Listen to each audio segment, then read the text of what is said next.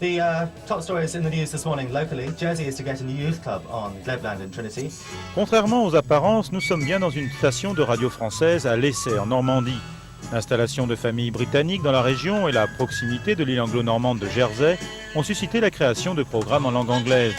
Une initiative mal accueillie par la très sérieuse BBC, la radio publique britannique, qui s'est plainte auprès des autorités françaises.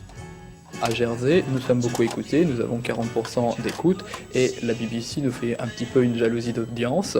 On nous reproche d'émettre à des fortes puissances. C'est une querelle qui nous semble médiévale. Nous pensons que la BBC est un peu en tort également parce qu'elle émet à des puissances qui sont complètement disproportionnées et ne se prive pas d'être la maîtresse des ondes en Cotentin. Une guerre des ondes d'autant plus médiévale que l'île de Jersey, située à 20 km des côtes françaises, est toujours régie par des lois datant du Moyen-Âge.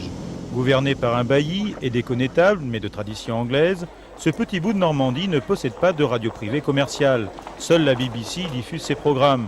Celle-ci voit donc d'un mauvais œil une radio française courtiser en anglais ses auditeurs. Il est interdit pour la radio d'un pays d'émettre principalement en direction d'un autre pays. Nous recevons d'ailleurs un tas de radios françaises qui sont destinées aux Français. Et nous estimons également que les radios anglaises qui émettent vers la France sont avant tout destinées aux Anglais.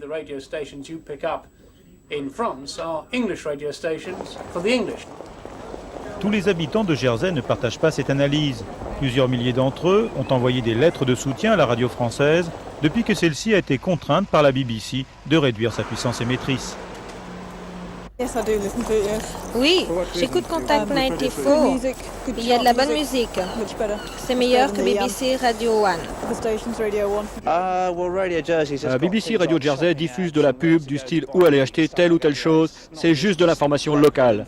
Il n'y a pas vraiment de musique valable sur cette radio.